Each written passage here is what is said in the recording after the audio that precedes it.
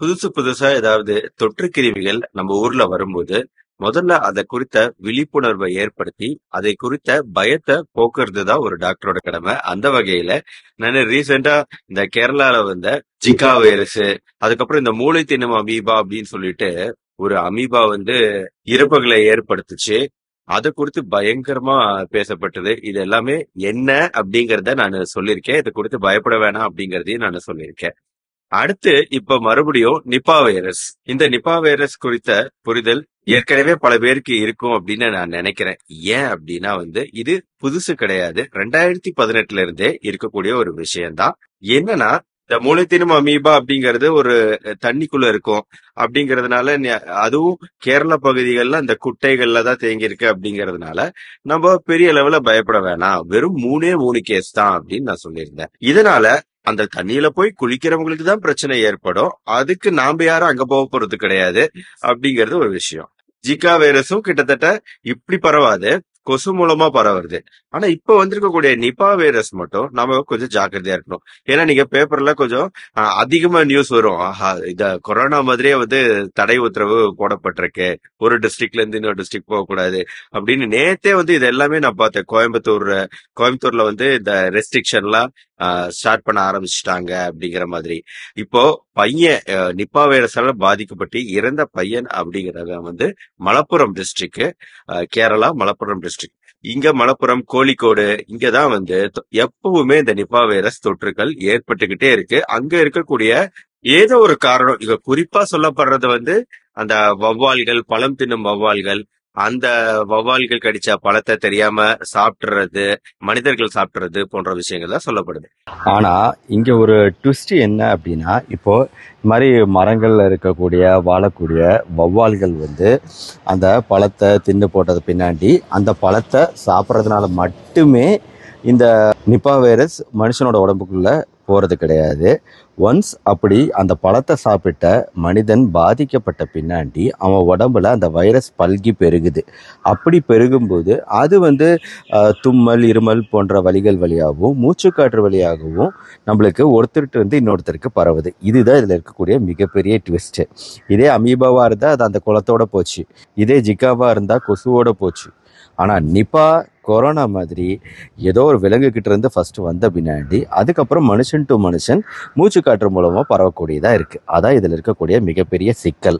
இப்ப இந்த இறந்த பையனோட கான்டாக்ட் லிஸ்ட்ல இருக்கக்கூடிய பேரண்ட், அவங்க ரிலேட்டிவ்ஸ், இந்த மாதிரி கிட்டத்தட்ட அவங்க திருவனந்தபுரத்துக்கு டிராவல் பண்ணி போயிட்டு வந்திருக்காங்க. அதனால ஒரு 400 பேர் இது சஸ்பெக்டட். அதுல ஒரு 113 பேர் டைரக்டா கான்டாக்ட்ல இருக்கக்கூடிய வாய்ப்பு இருக்கு அப்படின்னு சஸ்பெக்டட் சந்தேகிக்கிறாங்க. அதுலயும் 11 பேர் ரொம்ப நெருங்கிய உறவினர்கள், அவங்க அப்பா அம்மா உட்பட. சோ இப்ப இவங்க எல்லாத்துக்கும் இந்த நிப்பா வைரஸ் தொற்று இருக்கா அப்படிங்கறத ஃபர்ஸ்ட் பாக்குறாங்க. இவங்க எல்லாருக்குமே நெகட்டிவ் அப்படின்னு நேத்தே ரிசல்ட் வந்துருச்சு. அதனால இன்னைக்கு வரக்கூடிய நியூஸை பார்த்து யாருமே பயப்பட தேவையில்லை. ஏன்னா அவங்க க்ளோஸ் ரிலேட்டிவ்லயே இது நெகட்டிவ் ஆயிடுச்சு.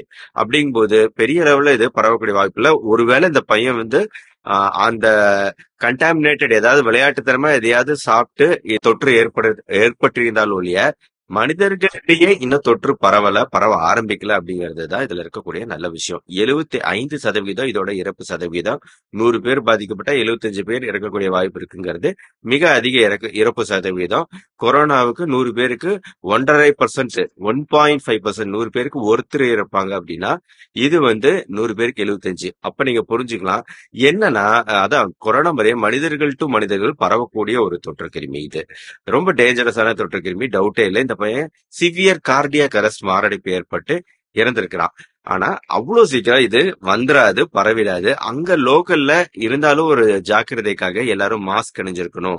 அந்த ஏரியால மட்டும் மாஸ்க் அணிஞ்சு, மலப்புரம் ஏரியால மட்டும், அந்த கிராமம் இருக்கக்கூடிய பகுதிகளில் மட்டும் அந்த மாஸ்க் போன்ற விஷயங்கள் எப்படி கொரோனா காலத்துல கடைபிடிச்சோமோ அதே மாதிரி கடைபிடிக்க சொல்லியிருக்காங்க. ஆனா நல்ல விஷயம் என்னன்னா இந்த க்ளோஸ் கான்டாக்ட்ல பிரச்சனை இல்லை அப்படிங்கறதுனால பெரிய அளவுல பரவல் ஏற்படாது. 2018ல இருந்து இன்னி வரைக்கும் 22 கேஸ்கள், 22 பேர் இறந்திருக்கிறாங்க நிப்பா வைரஸ்னால. இது எல்லாமே கேரளாக்குள்ளார நடந்திருக்கு.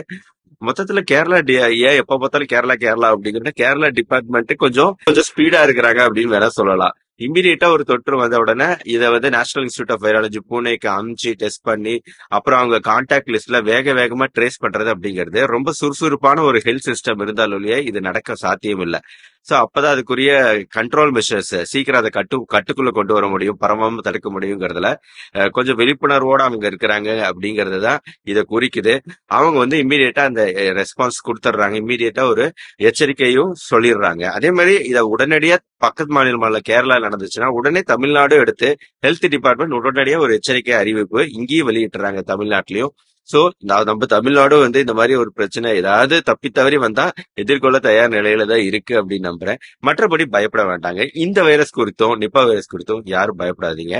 எங்கெங்கெல்லாம் மாஸ்க் போட சொல்றாங்களோ, ஒருவேளை கோயம்புத்தூர்ல டிஸ்ட்ரிக்ட் பார்டர் ஏரியால மாஸ்க் போடுங்க அப்படின்னு சொன்னா அதை மட்டும் ஃபாலோ பண்ணிக்கோங்க, கொஞ்ச நாள் ஃபாலோ பண்ணுங்க போதும். யாரும் பயப்பட வேண்டியதில்ல. நிப்பா வைரஸ் குறித்த இந்த வீடியோவும் ஒரு விழிப்புணர்வு பதிவா உங்களுக்கு இருந்திருக்கும்னு நினைக்கிறேன். ஃப்ரெண்ட்ஸ் ரிலேட்டிவ்ஸ்க்கு ஷேர் பண்ணுங்க. இந்த வீடியோ பிடிச்சிருச்சுன்னா லைக் பண்ணுங்க. மறுபடியும் நாளைக்கு முக்கியமான தகவல்களோட உங்களை மீட் பண்றேன். நன்றி, வணக்கம்.